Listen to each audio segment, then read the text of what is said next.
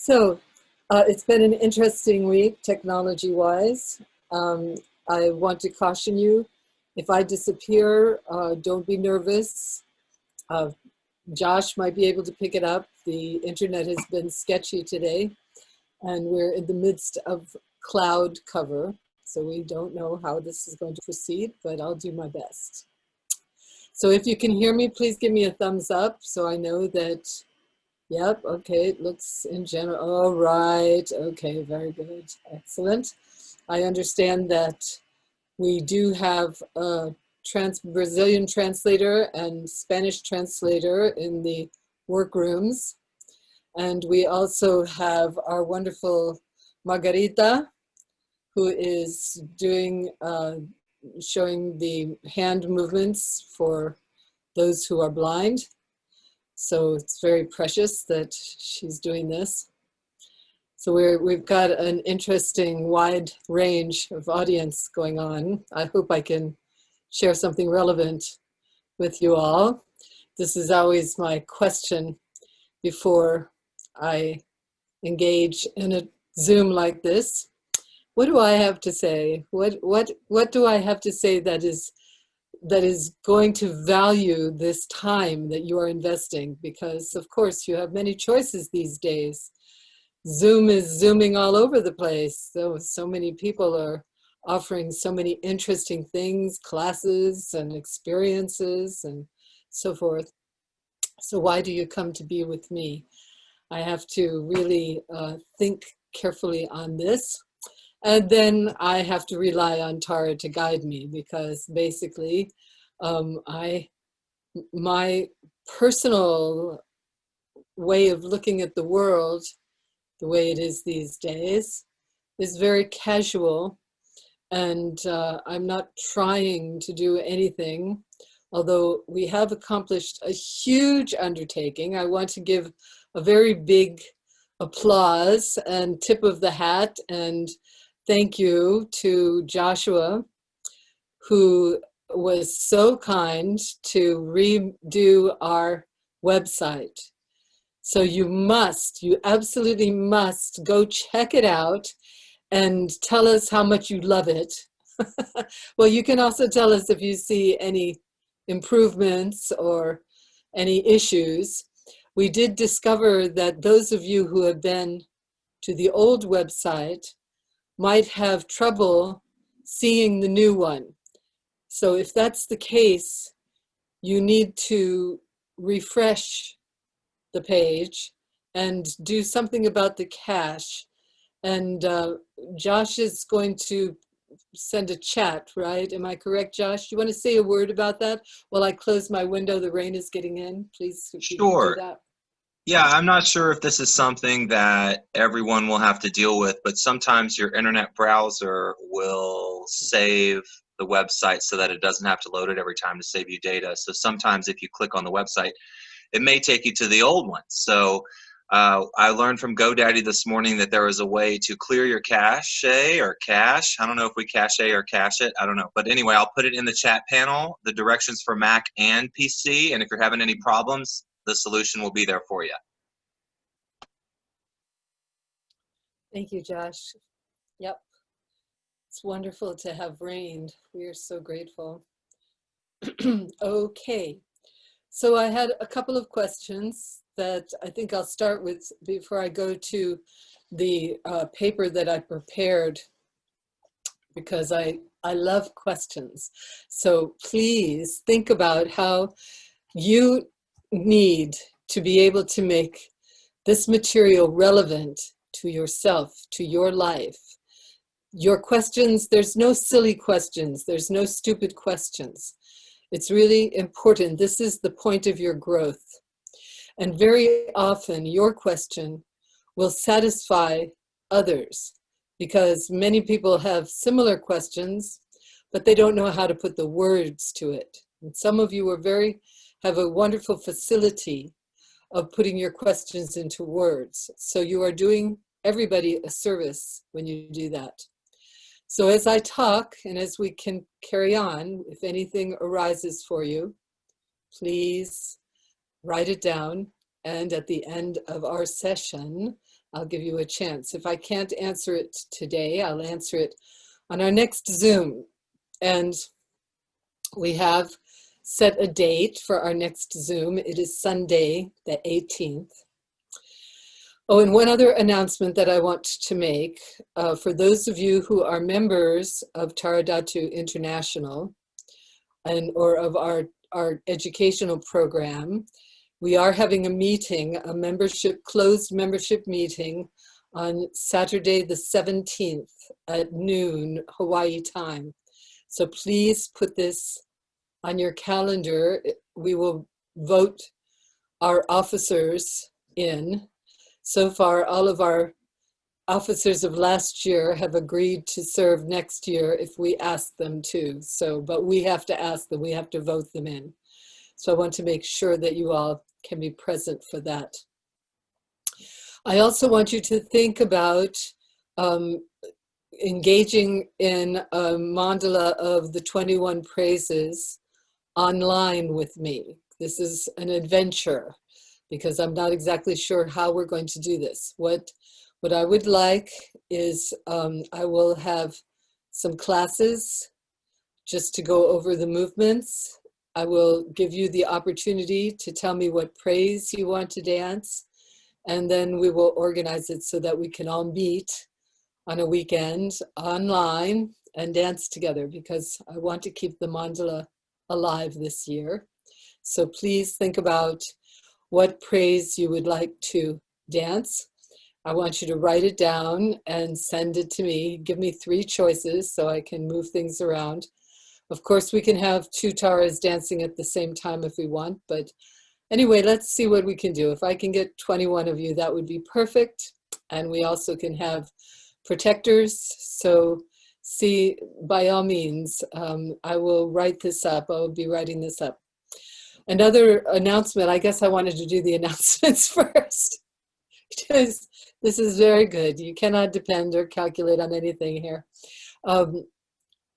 And another announcement is, in the past few months, I have been working with a group of friends and students, dancers, in doing something with Anamtiptin's beautiful poem to Aryatara, which I consider to be a tremendous piece of Dharma instruction. And it really is magnificent. It's wonderful, the process. So I will be talking about that. I'm going to do it again, but not for a little bit. I have other agenda. I also want to do a series on the Dakinis because I've received many requests for that. And I want to do a series on the 7-point mind training, which for me is one of the greatest pieces of current Dharma literature, and many contemporary Buddhist teachers have commented upon it, which I find very helpful, very helpful. So these are things for you to write to me about. How do you feel about these things? What would you like to see happen? And I will shape the next couple of months according to that, because now I'm coming to the end of certain preparations. This website has absorbed a tremendous amount of time and energy, of course, Joshua over the top, but myself trying to bring everything up to date, because, you know, our old website was really old. So a lot of that material was more than 10, 12 years old. So I'm hoping I brought it all up to date, that we brought it all up to date. So please look over everything, and I will be pointing out some special things. For instance, the video that we just watched, that's used to be at the bottom of the homepage on the old site. You will find many links to many videos on the multimedia link, and that's at the bottom of the current page as well. It's wonderful. There's, you know, I found, I was telling the story about dancing for the Dalai Lama the first time, which was a tremendous story, just a wonderful, really lots of characters in that story, and lots of turns and twists, so you might want to watch it. Okay, so questions, and the questions also sort of shape into the topic I wanted to talk about, which is hope. Carrie asked and said, could I talk about refuge? And she says, in the visualization of green Tara, her left hand is in the mudra of the triple gem, for she is the source of true refuge. Can you give a little pep talk on what it means that she's the source of true refuge? Well, words, of course, are not the thing itself. One of the greatest efforts that I feel as Dharma teachers we need is to learn how to use words, and how to use contemporary words, how to use words that are going to stimulate the people that you're talking to. If you don't do that, then the communication is not clear, and there's no value to that. It's, you know, it causes confusion. So it's very important that we examine words and their meaning. Now, true refuge, the reason that that is an indicator as far as non-true or just plain refuge, we can take refuge in different things. The idea, when I first started doing these practices, I wanted to see what was underneath it. So what was underneath the whole refuge idea? And I realized the word itself, refuge, it's like if it's raining, you take refuge from the storm. So what are we taking refuge from then? What are we trying to protect? Refuge gives you the sense of protection. And of course, in the Dharma, considering in these teachings, what we're encouraged to look at is that life often appears to us to be unworkable. It's painful, it's confusing. And during that time, what do we do? So this is where refuge comes in, developing sources of refuge, somewhere to go to get out of the rain of our own emotions, to get out of the rain of our confusion, to get out of the rain of our hysterical preoccupations and projections. How do we do that? Where do we go in order to get out of the rain of these confrontive conditions? That's really the essence of what refuge is. That's true refuge. Now, some of us, because these conditions and these situations are so uncomfortable, we seek to take refuge in a bottle of wine, a joint, sex. There are countless ways in which we try to get away from our uncomfortable feelings that are temporary and that have consequence.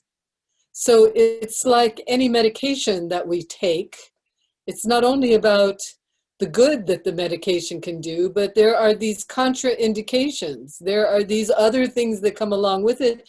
And if we don't examine this, we could end up in more trouble than we started with. So let's take alcohol, for instance.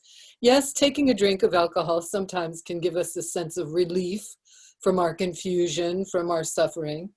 And yet, if we continue to turn to alcohol every time we feel uncomfortable, it's a downward path.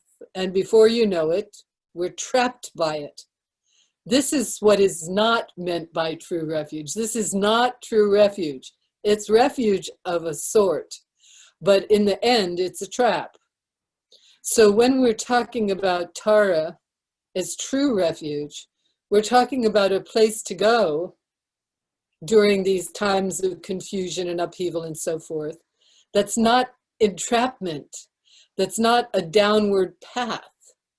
True refuge is actually true protection. It is true protection. So let's examine that a little bit, because we define true refuge in 4 ways in this practice. If you're following the traditional prayers or the prayers that we use in our Dhatu dances and engagements. We are talking about lineage of transmission of enlightened beings like Tara, the teachings that these two, the lineage and the enlightened beings, have given, and the community that has grown up around these practices, and that are consistently engaged in understanding and working through these practices, so that when we are confused, when we are suffering, when we have any sense of discombobulation is the word that appears, I don't know, but we can go somewhere that really is going to help us. That's true. That's true refuge. So by calling Tara a source of true refuge, what we are saying is that turning to her is not going to entrap us. In other words, she does not have any other agenda. There's no other agenda. There's no side effects with the connection with Tara. Ooh, it's really raining out there. Yeah, excuse me. No side effects. So we don't have to worry about, okay, if we engage with her and let's say something happens in the engagement and it doesn't feel good. So we need to take a step back. No problem. She has no agenda. She is not there to sign you up as a member of her Tara army. Her intent is one thing, to help you to manifest the fullness of your human potential. That's it. To help you to manifest enlightened mind. That's her agenda. And so you can relax in your relationship. If it works, it works. If it doesn't, it doesn't. But there's no side effect in your engagement. The Dharma, the teachings that are given through these practices, through the lineage of transmission that you have received through the various teachers like myself that are associating with this practice. You can explore them. You can look and see, are they functional? Do they work? And this is where, you know, when confusion hits, these teachings, the first thing it says is turn to your sources of refuge. What is your motivation? Examine your motivation. All of your sources of refuge are going to say, the first thing you have to do, no matter what's going on, examine your motivation. Where are you? What are you being asked to do in this life that you are resisting? Because that is the source of all confusion, is the resistance to your own inner guidance. And yes, you can write that down because that is really important. The source of confusion is your resistance to your inner guidance. Because moment by moment, our wisdom mind is alert. It doesn't go to sleep. It doesn't go anywhere. It's completely present. And what the thing that is in contact with Tara and the thing that she is constantly pouring her light, her love, her energy, her empowerment is into that. When we Om Tare and hold up our hands, the light, we should really feel that we are opening ourselves to receiving this blessed encouragement, this blessed touch of acknowledgement that within you is the wisdom that you seek. You don't have to go anywhere for it. It's within you. Now, what you do need to do is cultivate true refuge, because instead, if you're moving off your center, your sources of refuge will send you back there.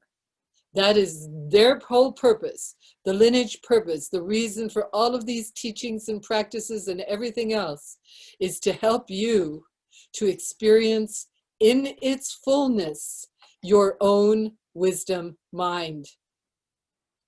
This is what the enlightened ones, when they become enlightened, when they are Buddhas, when they are given that exalted title of Buddha, the one who has gone beyond suffering, the one who manifests the fullness of all enlightened qualities. That's what Buddha means. Bud, gone beyond. The increasing quality.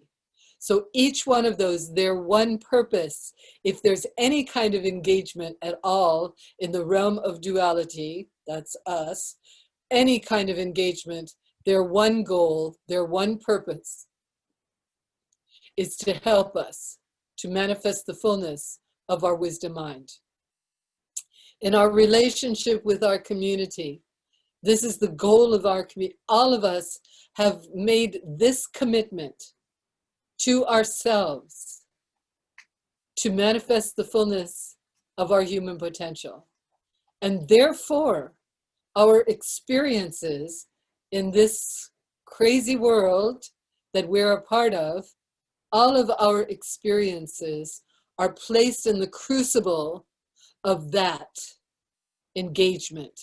How do I make every moment of my life part of the blossoming of my wisdom? How do I do that? And so together as a community, we hold each other, we inspire each other. So this is the source of what we are calling the Dharma. And this is the basis of what we mean when we say Tara is true refuge. So this leads me into the question that Malia asked just before we started the meeting, which is, how does karma relate to Dharma? Well, as I said, from the same language, karma means action and Dharma means path. So the relationship of karma to Dharma, karma is a part of the Dharma, the path. Now, let's look at the cat. We have very specific activity in our dharmic path. We've made some decisions here in the path of Tara Dhatu. What we're saying is, yes, there is a path. And this is a point that I wanted to make to you, Rebecca, when, Rebecca has joined, again, the student teacher program and is asking, how do I teach? And my experience is to be very methodical in the presentation of these teachings. So, in other words, we start with motivation, but then we go to refuge because we need to know that our motivation of wisdom mind, radiance of compassion, skill and power to empower, that in order to really pull these off, we need sources of inspiration and support. Now that's my translation, my indicators of what refuge really means. In many of the cultures that have engaged in Buddhist transmission, they use the practice of refuge. They use as something where you sign on the dotted line. You take refuge, and now you're my student, and now you have these commitments. You take refuge, now you honor the Buddha, you follow the Buddha. So I respect these cultural things, but they're not where I'm coming from when I'm talking about refuge. Yes, indeed, the lineage through many of these great teachers is totally authentic and will help. And their teachings and the communities, wonderful.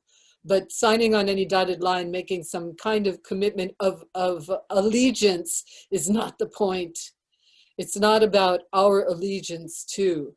It's about opening to the radiance that is available to us through this transmission. And so that is absolutely essential. These two words, inspiration and support, we need both of them.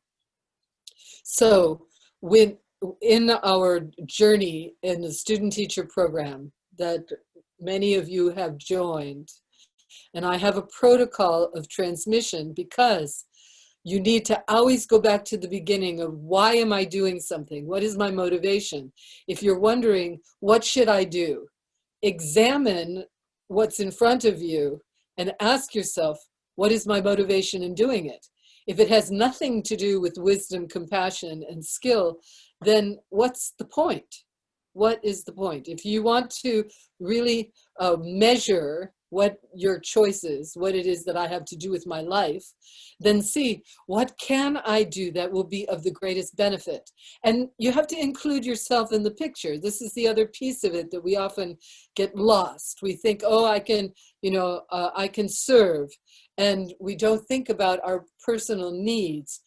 If we don't, we are not really honoring the gifts that we've been given to share with the world. So it's absolutely essential that that part of your being is satisfied as well, that your creativity, your self-respect, that is considered when we make these decisions. So engaging in this practice means determining why we're doing it, and then understanding that we have the full support of doing it. And also recognizing that we have to be inspired. Without inspiration, it's flat. And we cannot function and we cannot achieve anything. As soon as something inspires us, it's like a fire takes off. It's just like Josh with the website. At first, it was just a lot of trudging through.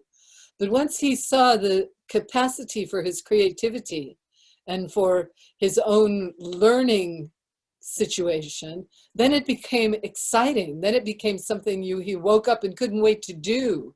That's what we want to find. We want to find that point of service that also is inspiring to us. We need to surround ourselves with people who inspire us, with conditions who inspire us. Otherwise, we are just dulling ourselves down, and we have this fabulous opportunity in these human bodies to really do something, to achieve something with this human opportunity. Once again, I was watching some Dharma something or other, I don't know, it just popped up on my screen. And again, it was, the Lama was saying about how precious this human body is. Don't take it for granted. The fact that we are in a human body is really important. So treasure your body, protect your body, help you to maintain good health, both emotional and mental and physical. Do what you can to maintain good health, because this body is your vehicle for awakened mind. This is the crucible where wisdom appears. This is where it opens up, is inside this body. So we want to really respect that. Anyway, the program goes on from Refuge, but to understand that the way it's been shaped is to help us to really come to terms with our human opportunity and to think carefully about our relationship to the world. I'm going to talk a little bit more when I get around to this, this article about hope. But I want to finish the talk for Malia about karma and dharma. So dharma literally means path, and there are many dharmas. There are many, many paths. But the Buddhists and the Hindus have sort of co-scripted this word, to say their path is the Dharma, but there's no the Dharma. Okay, so we could say Buddhist Dharma if that's what you're talking about. And the relationship of karma to Dharma is the understanding, as I said, karma means activity. So karma to Dharma, Dharma is the path. So what is the activity on the path? How does it relate, the activity to the path? And basically, the activity is the understanding of reciprocal action, meaning what you put out in the world reflects back on you. And karma, this action, is happening on a universal level. So all of us are creating karma. All of our interactions with each other, our interactions with the world, our interactions with all of the elements, all of this activity creates respondence, something coming back at us. It goes out, it comes back. This is the rhythm of arising and passing away. This is the rhythm of direction. This is how things move into the future from the push from past action. And so our understanding, using the word karma in the Buddhist Dharmic sense, is for us to examine what do we do that brings benefit and what do we do that does not. And for me, I like boiling it down to a very simple yardstick, which is what brings benefit to the greatest good and what harms any part of that, what brings harm. And that will tell you what kind of karmic reaction you're going to have. So I hope that that helps, Malia, in your question. Let's see, how are we doing? Oh, I am just ranting away over here. So did I, yes, this is fun.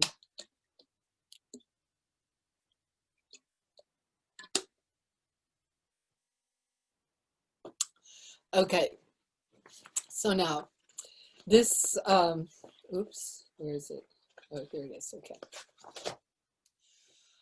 I subscribe to different Dharmic sort of newsletter kinds of things because every now and then they'll inspire me. A lot of it is like, oh, ho, hum, and on we go.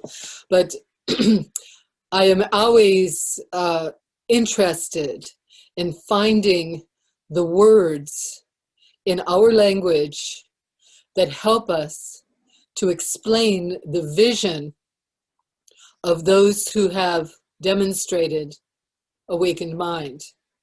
Because the words from the past don't mean the same thing in the present.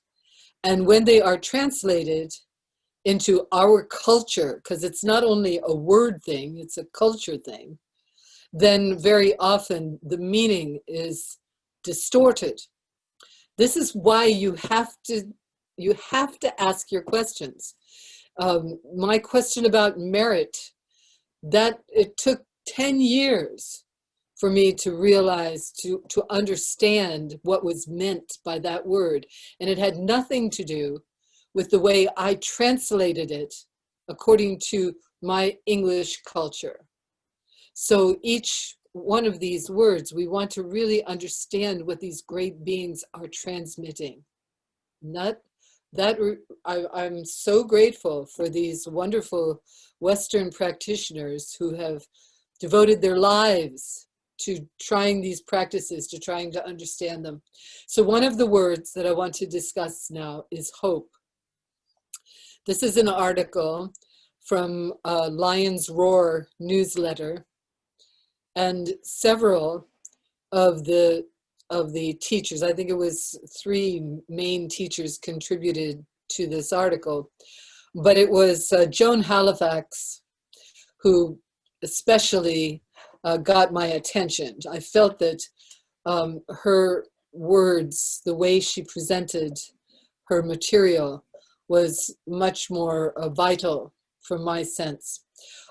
One of the main things that is pointed out in Buddhist practice is in order for us to truly experience equanimity, we must abandon hope and fear.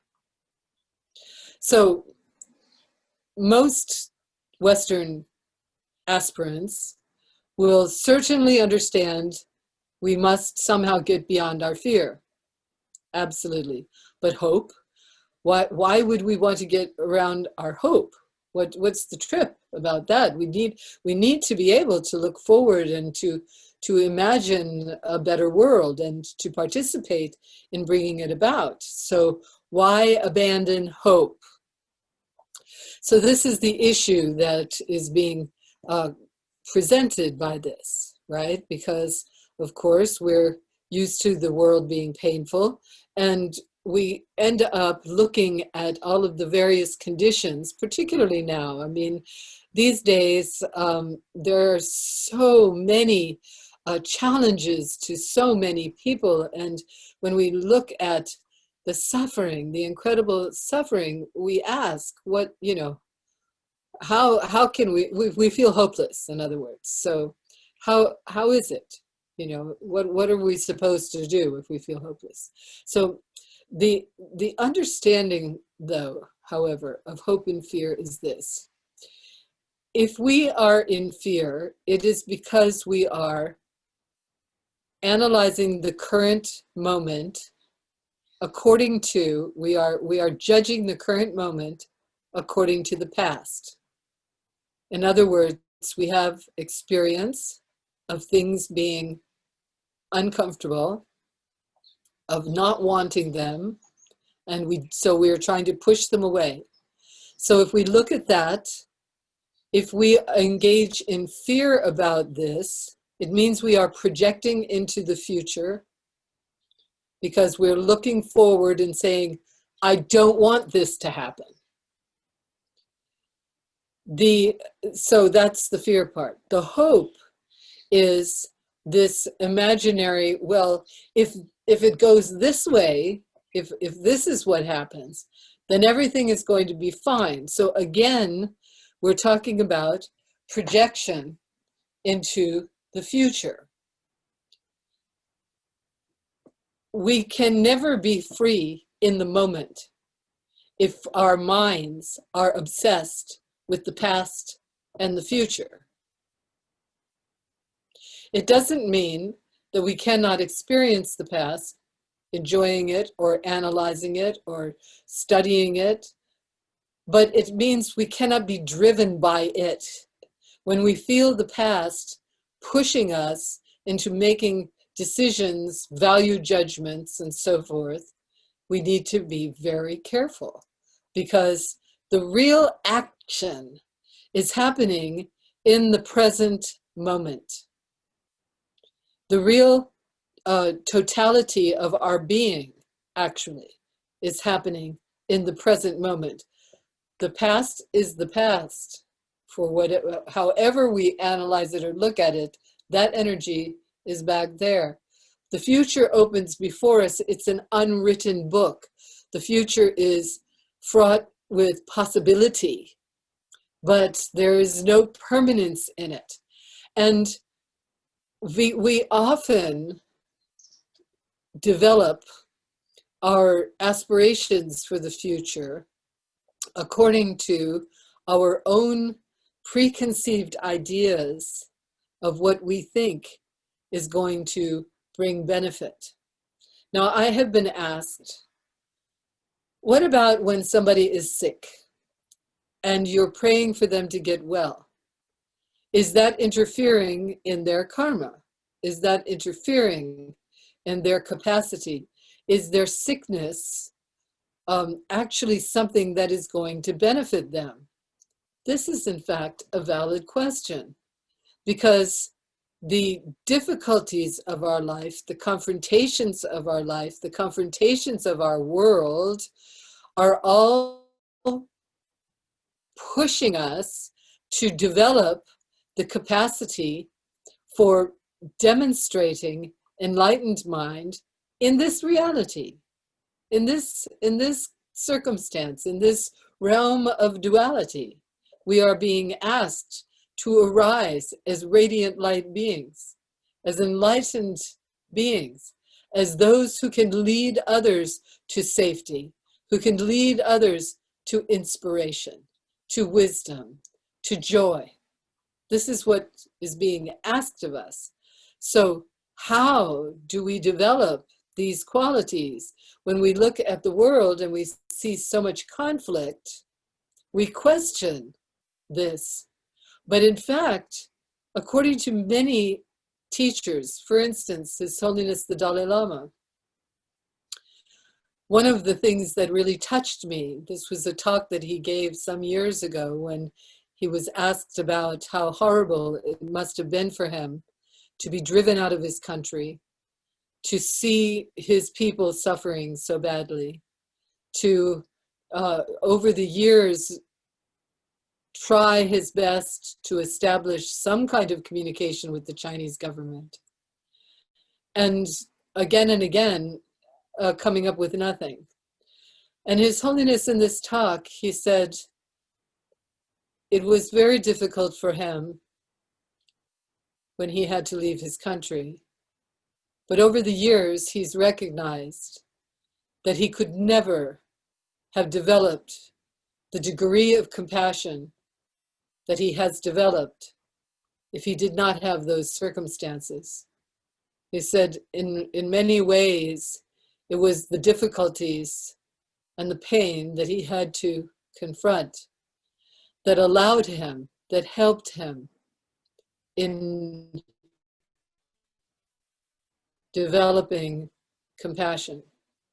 So if we look at our own lives and we look at the various confrontations that we have, the circumstances in our families, the circumstances in our local community, we can look at them and having aspirations to make things better, having aspirations. So this is the answer to if you've got a sick person.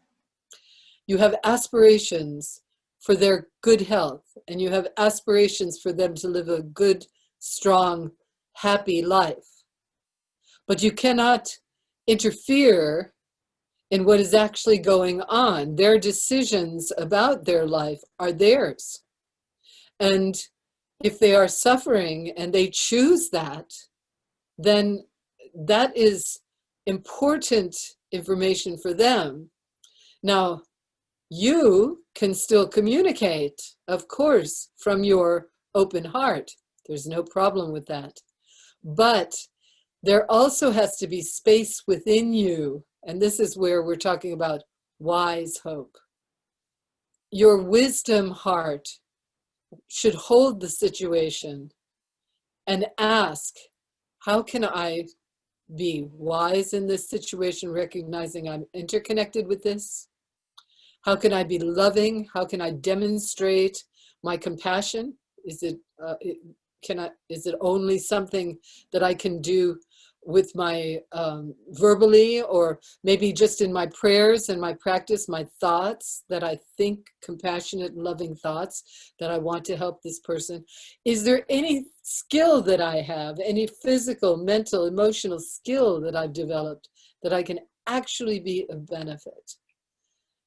How can I be creative in this situation? How can I take this situation and rather than react the same way I've been reacting over the past how many lifetimes, how can I be creative? How can I do this differently so that I can help to bring about the best possible result?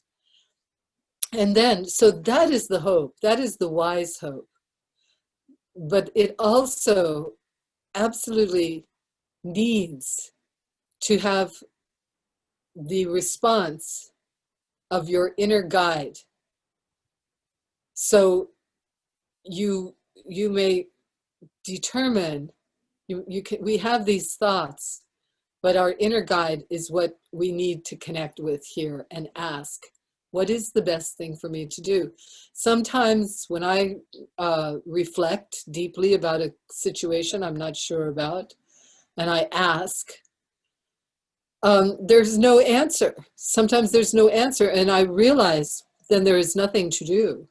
If there is no answer, there is nothing to do but stay open to the moment and continue to cultivate my wisdom heart. Cultivate my wisdom heart and radiate my loving compassion and see if some inspiration is going to arise.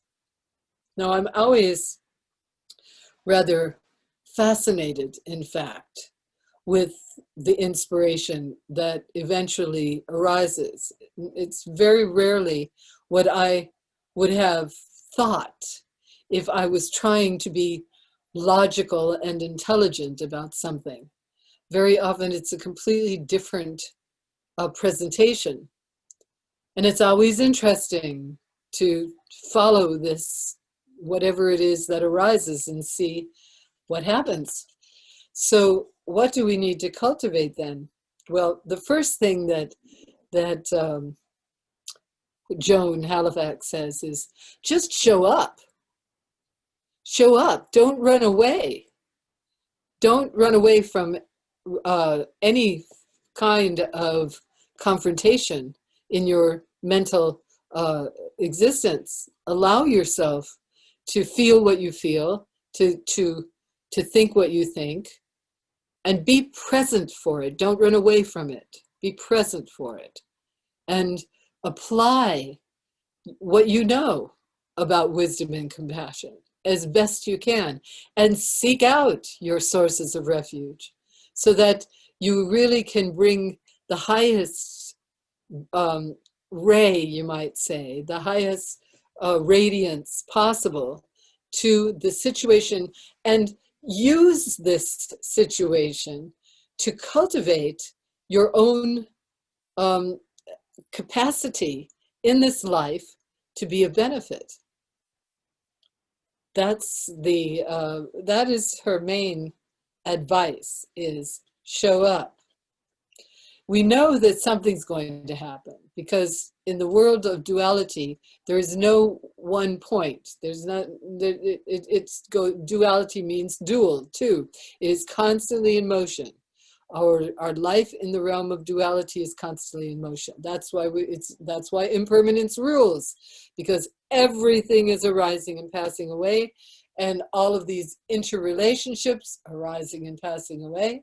So we cannot stay still, but we can flood the experience with wisdom and compassion. Now, this is a cultivation. This is something, this is why we do these practices together, why we meet together like this, why we talk together about our situations and our problems with this in mind, because there is no staying still. We can get quiet. We can get quiet. But that's, in the midst of that quiet, the thoughts are going to arise eventually. The relationships with the world are going to arise. The cat is going to cry at the door. The rain is going to come in the window. The world is going on while we are in it.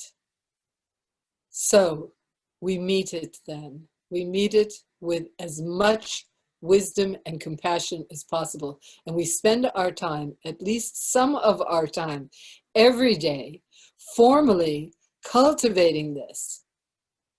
Really, this is why you do these practices. This is why we dance Tara.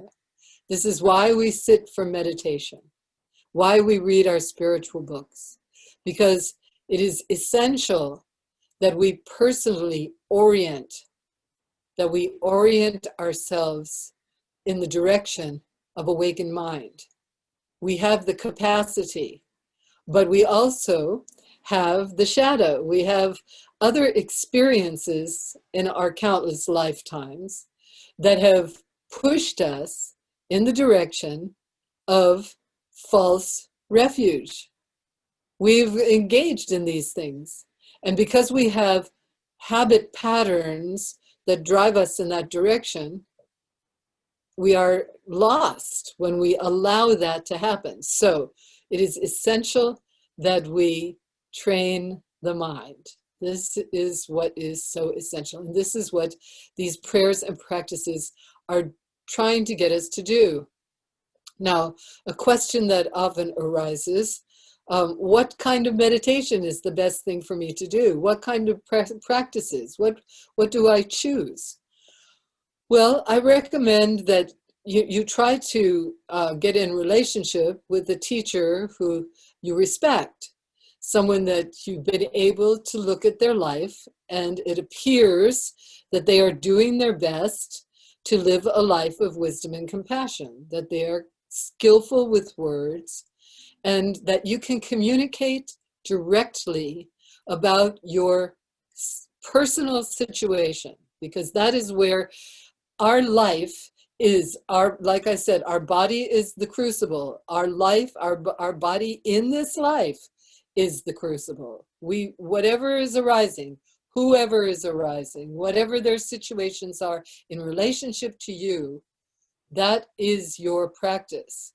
And strengthening, it's like when I walk, I discover, okay, I need to strengthen my right leg.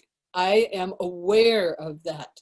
And therefore I engage in practices when I'm walking, when I'm doing exercises, I'm putting a certain amount of concentration in strengthening so that I can have balance, because we want to seek. Duality may always be emotion, but we can be balanced in the midst of this motion. And that's what we're seeking, actually. You know, when Buddha said the middle path, this is what he's talking about, is balance. Yeah, okay. Oh my gosh, I've ranted for almost an hour.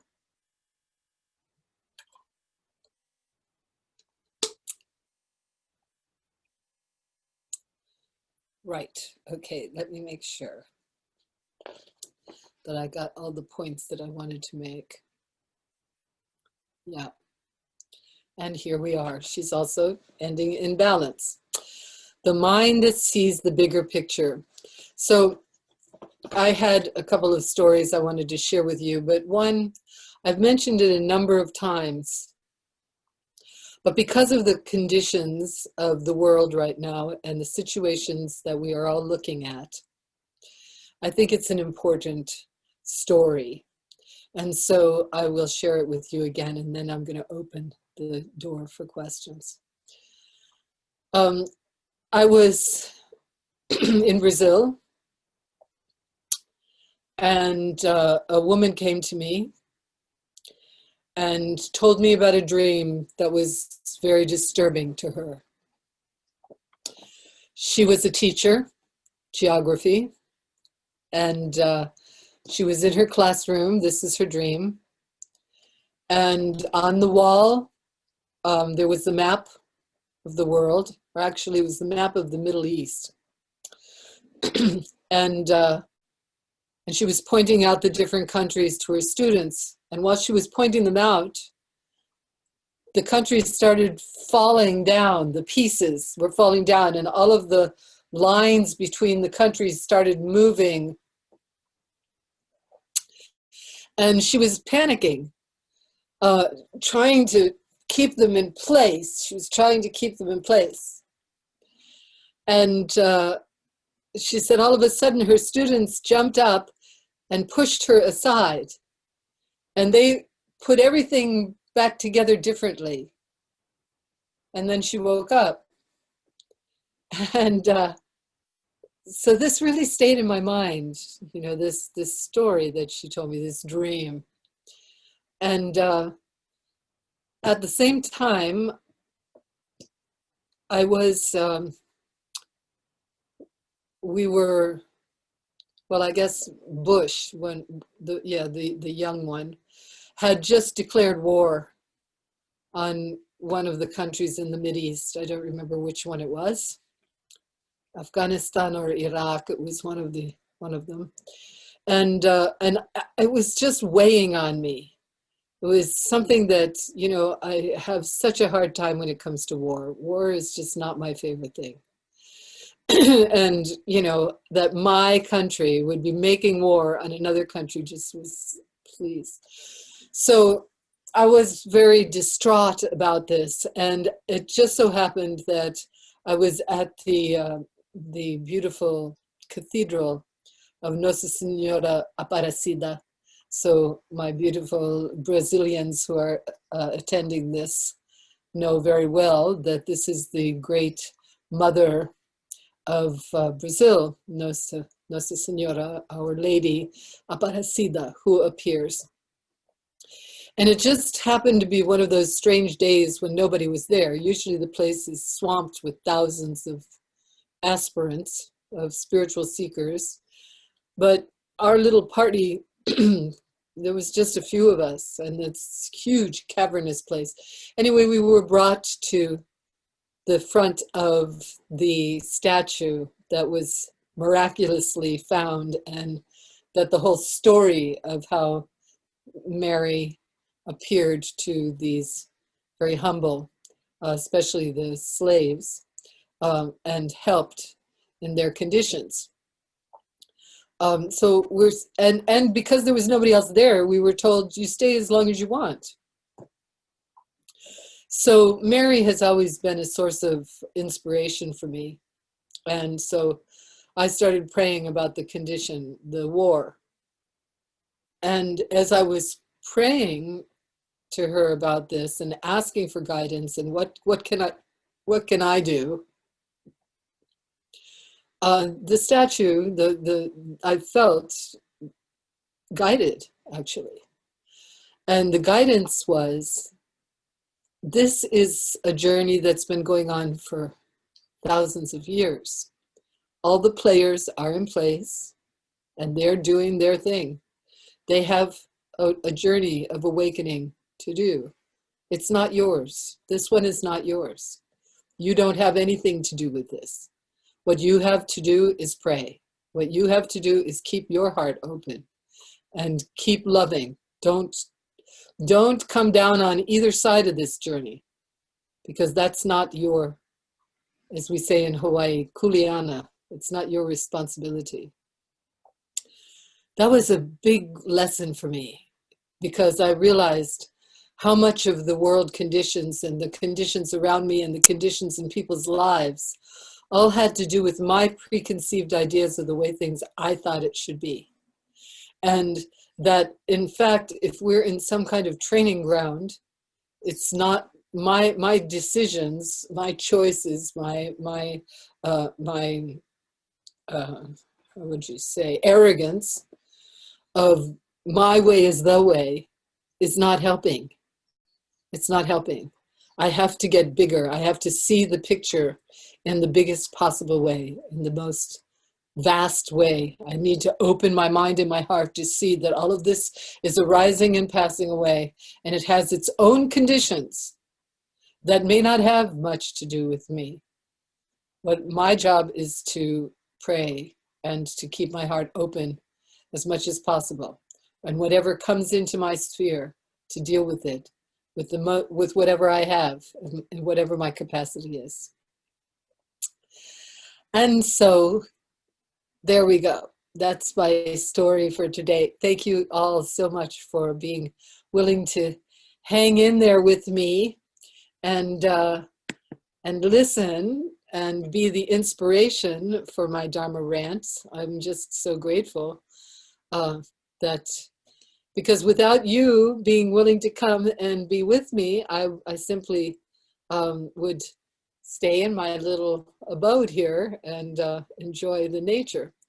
So you're the inspiration. Because of you, I put on nice clothes and brush my hair and prepare myself. I get these beautiful notes. And yeah, wow, thank you so much for your fantastic inspiration. So let me go back over here. Okay, does anyone have a question? Please raise your hand and Joshua will unmute you. Feel free to raise your hand in the participants panel or to submit your question in the chat panel. I'm moderating all.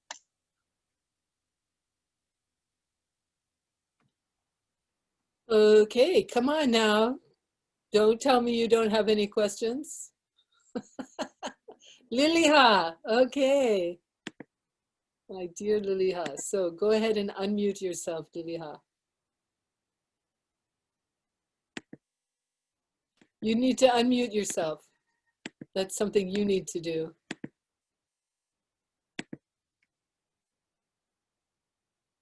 Got Liliha? it. Aha. Yeah, can you hear me? Yeah, I okay.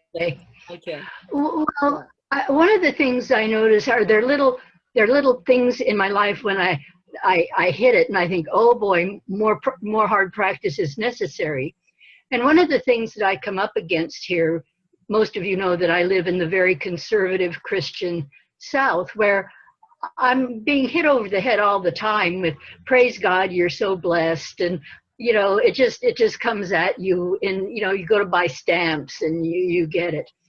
And people ask me to pray for them all the time. And I found out that my neighbor yesterday was going in for a biopsy, for a breast biopsy. And I started to say, well, I'll be thinking about you. I couldn't say, I will pray for you, because I had that Christian thing, oh dear God, please make me all better. I have a hard time saying, yes, I will pray for you, because it's not the kind of prayers they want. And I come across that a lot, and I always think, what's wrong with me, you know? So what's going on here? Am I stuck on a certain idea, I guess a preconceived idea of what prayer means to them and what it means to me? Exactly. Okay, so you're on the right track. Because when we're communicating with someone, of course, the verbal language is going to rest on our experiences in our culture. So they're talking from a different culture. So just accept that they're talking from a different culture. And so when they say God, now this is myself talking, and then you're going to have to find your way, but I'm telling you what I do in those circumstances. Okay? God for me is the Dharmakaya. It's the wisdom mind. God is everything that exists, because every discussion that I've ever engaged in as a Catholic and as a spiritual seeker, all of the conditions that, you know, omnipresent, omnipowerful, et cetera, and responsive are all present. So for me to say, yes, of course I will pray for you. Of course I will pray to God for you. Because what it means to me is prayer. Now there's Ken MacLeod had a beautiful article about prayer, that prayer is us seeking to contact what we consider to be the highest. So if we consider Tara in front of us to be the highest, we pray to her. If we consider the Tara inside of us to be the highest, we pray to her. It doesn't matter to the person you're talking to who you are praying. All they're asking for is your support. So you can say whatever you want. You can say, yes, I will ask God to help you, because you're thinking whatever help you need is what I want you to have. They're thinking, oh, I need to get better. I need to have enough money. I need to have a good blah, blah, blah, blah, blah. You know, they've got the long list of what they need to have before they're ever going to be happy and never get there. But that doesn't matter. You can wish them well. So just don't, the thing that we have to be careful of is not to judge other people because they're coming from a different culture and because that they have a certain degree of development. Like a lot of Christians that I met when I was traveling have a totally Buddhist attitude towards Christianity, but they, you know, I would never say that. But I mean, they will say actually to me, my sister, I got in this once, she said, well, you know, I realized that it wasn't my job to tell somebody how to live. It was my job to live what I believed and let them get it from there. Now, this is a fundamentalist Christian talking, but it's exactly what I teach, is what is our job. Our job is to be wisdom and compassion, to be skillful. That's our job. It doesn't matter what you call it, really, you know. So that's what I would recommend. Is that helpful? Well, that's helpful. Thank you. I always kind of feel like, a little bit hypocritical. There's always a little pause. But this was very helpful, and thank you. Yeah, thank you for asking. Yay, that was a good question. Okay, anybody else? All right, in the participants panel, we have questions from Rebecca and Duane. Okay, let's take Rebecca. Can you unmute yourself there, dearie? All right, Rebecca, you are unmuted. Yes. Thank you. Thanks for the call. Thanks, Josh, for setting it up. And Prema, I'm wondering if you can speak to practices that you personally have found to help you with limiting beliefs that might sabotage you in certain ways or prevent you from taking action to move forward in your life. Because sometimes it's not always something you can see until something hooks you or triggers you. So I'm wondering if you could speak to ways in which you have found these practices or others to help you move through it. Be happy for the trigger, because that's the only way we see what's holding us back. This is where in the mind training practices, it says, your enemy is your greatest friend. Because your enemy, wherever you are reacting in a way that is not representative of wisdom and compassion, that's your point of growth. So what I recommend is you try to write down what's happening, so that you try to clarify for yourself what's happening. And talk about it. This is why you want to have a relationship with this spiritual guide, because you talk about it. And sometimes what I call circling the wagons is a lot of times when we're talking about something, we're just talking around the issue. It's really difficult to get at what it is. But in fact, when you're actually doing this, images will start to arise. So you want to be able to communicate with someone about the condition, about the situation. And then you will find that there's a big life lesson in it, that actually it's a gift. Because once we solve these hooks, once we understand them, then we're able to help other people. We can only do that out of our own personal experience. It's like, a lot of what I share during these meetings, they all have to do with my personal experience. This is what I have found to be workable. This is what I have found to be true, or to be of substance. This is what has liberated me. Let's put it that way. So if it liberated me, maybe I can offer it to someone else, but who has the same condition, same circumstance.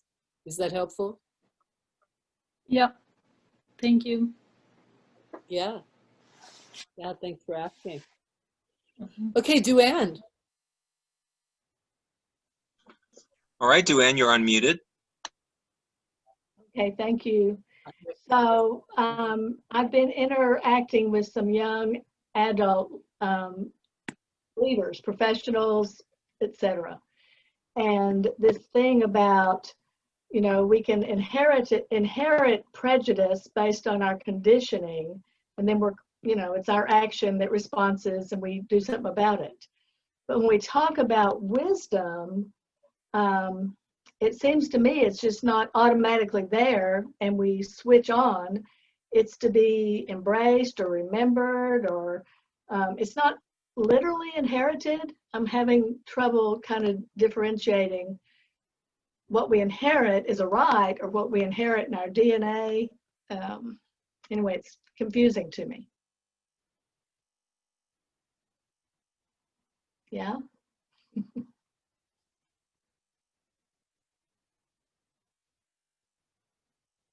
Are we frozen? It looks like Prema may be frozen. Either that or she's in deep, deep thought. That's what this has been to me. Okay, I think she may have gotten kicked out. Let's give her a minute to log back in. So does the question make sense to you? Made Josh? sense to me, yeah. We're on satellite internet here, so it's a rainy day, so we're in and out, I guess. It's been a long time since we've been in and out. But we have separate internet over here in our cottage now, so we'll give Prema a moment to kick back on. Either that or she'll call me yodeling for help. Yeah. Anyway, I believe in wisdom. I know there's wisdom. I discover it. I remember it. But I don't think it just is something you peel away and all of a sudden it's there. It's right. Like, well, for me personally, being from the South, I understand that there's a level of wisdom that's just different for everyone. There's a certain space that I just try to hold for everyone, and I don't try to overlay my own understanding of wisdom onto theirs. Not that I'm trying to teach here, but I'm just trying to fill space. I was on my radio show today, and I couldn't get off the radio show. With everybody else song.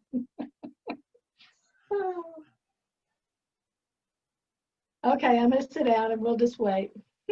All right. I won't bore everyone. But in the meantime, while I'm here and you're listening, I would love to get your feedback on the new website. I've spent a little over 6 months working on the website, trying to migrate all the information from the old site, and it's been a really fun and educational experience. And I know there's going to be corrections and little tidbits that I missed along the way, but I'd love for your feedback on the vibe. I was going for a vibe to move, to take Dhatu to the next level and to show something different, if that makes sense. So. To me, it's very clean. It's just very clean. It's like it's been just. That was one of my keywords. A dear friend of mine told me that your website should say right off the bat, who are you, what are you doing, and what do you want from me? And so I tried to transmit that in the website as clearly as I could from right off the bat, because the old website was a deep, it was like an initial river with tributaries for days. So I did manage to hold on to a lot of those tributaries, but trying to clean it up and make it clean. So I really appreciate the word clean. You guys, did we lose Prema? I'm going to mute myself until you tell me otherwise.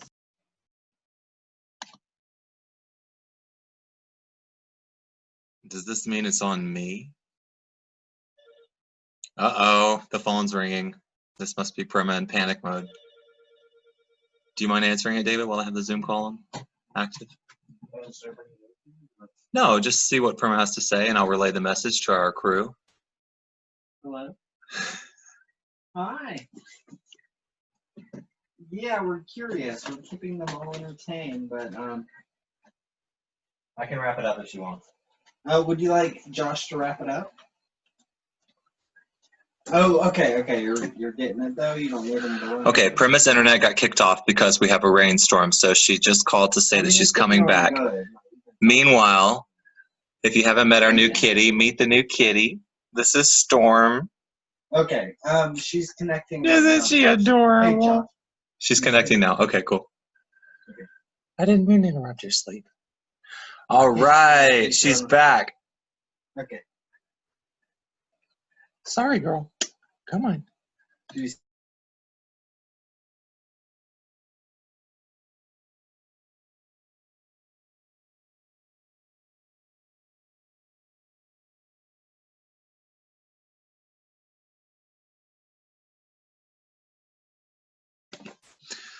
Okay, so it looks like Prema is back in the game here, but we'll see when she appears.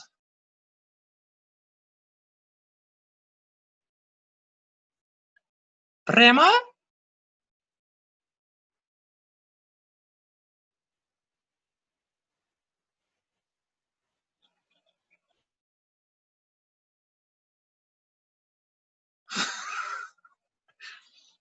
Zooming is fun. Okay. There you are. All right. Yes. Okay.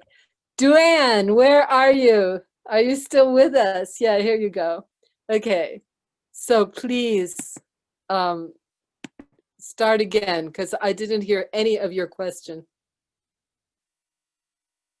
You have to unmute yourself. I can't hear you. One second, I'll help unmute her. There. Okay. There. Oh, okay, sorry. Welcome back.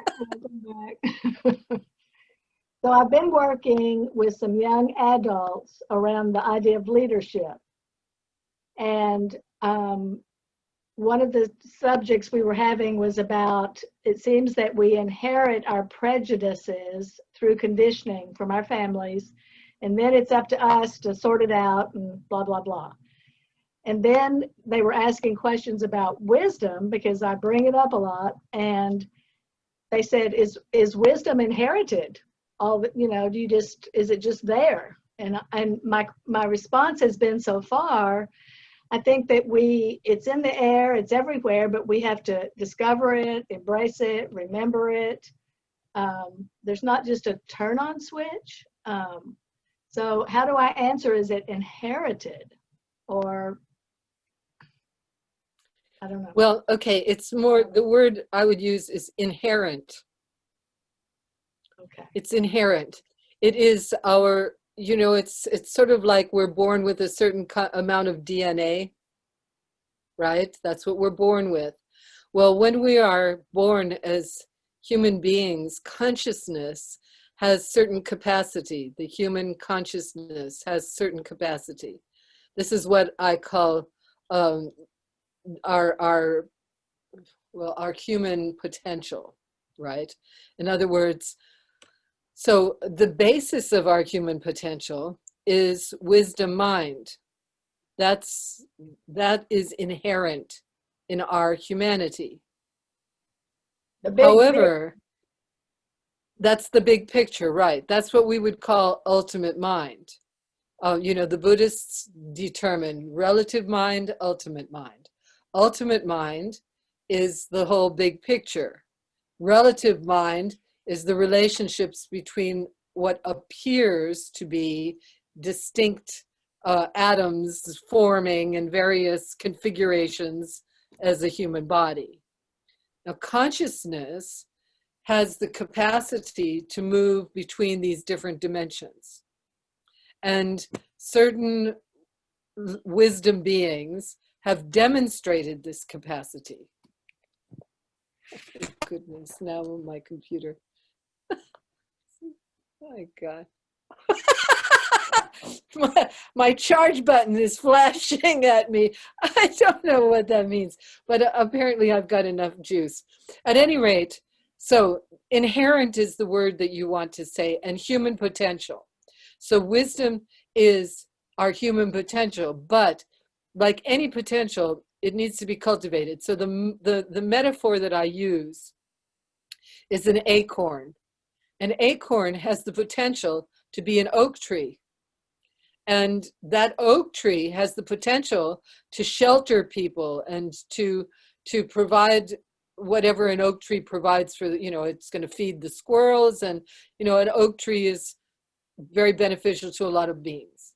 So in that way, we have the potential of awakened mind. An awakened mind has the capacity to bring blessing to every being it touches. And the reason we know this is because we have seen examples. This is why we look for what we call sources of refuge, but you can call it whatever you want to call it.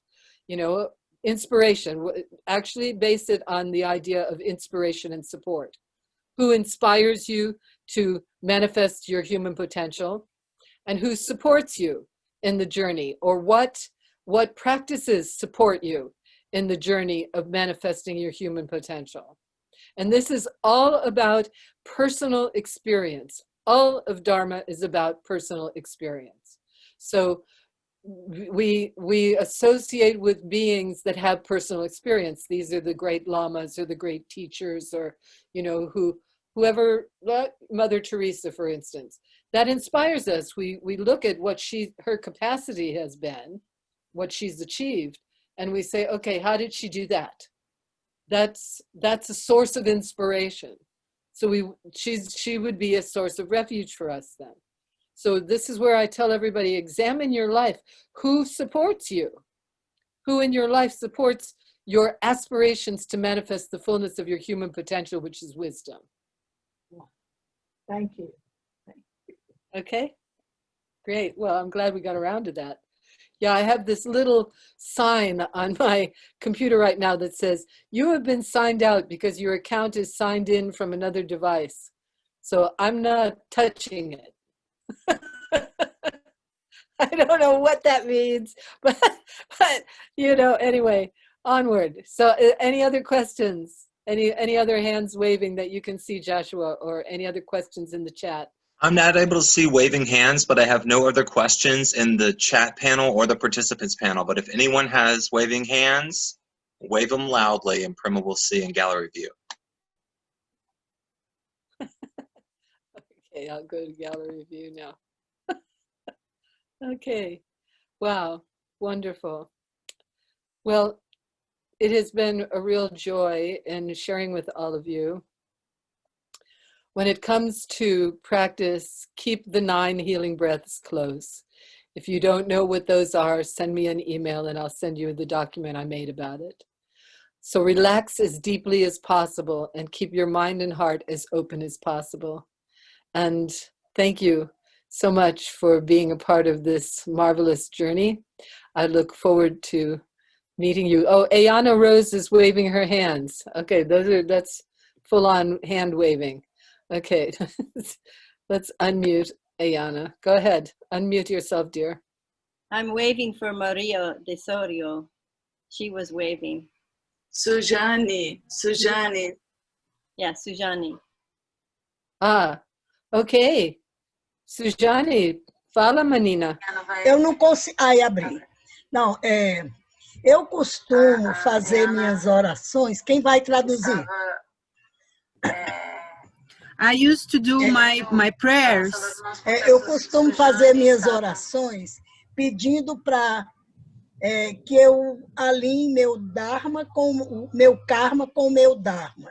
Asking me for me to align my karma with my Dharma. Yeah. Tá certo? Ok, that's good.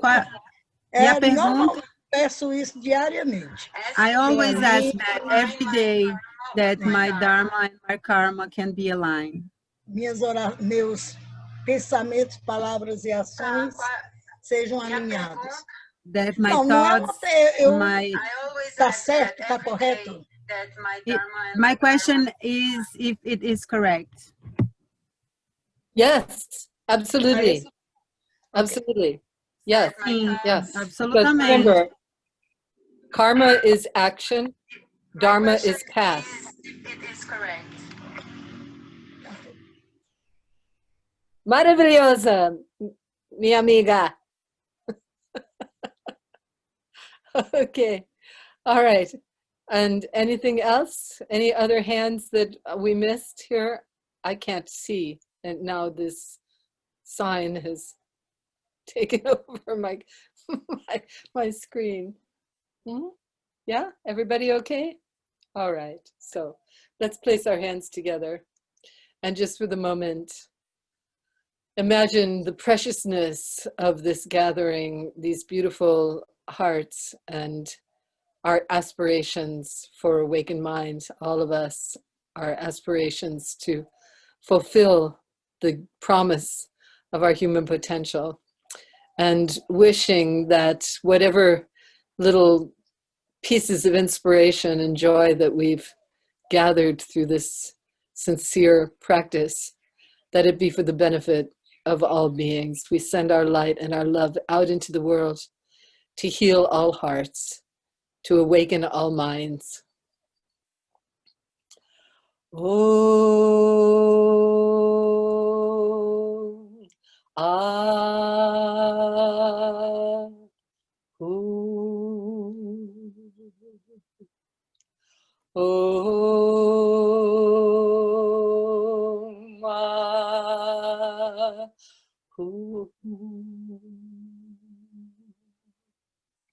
Om. Ah. Om.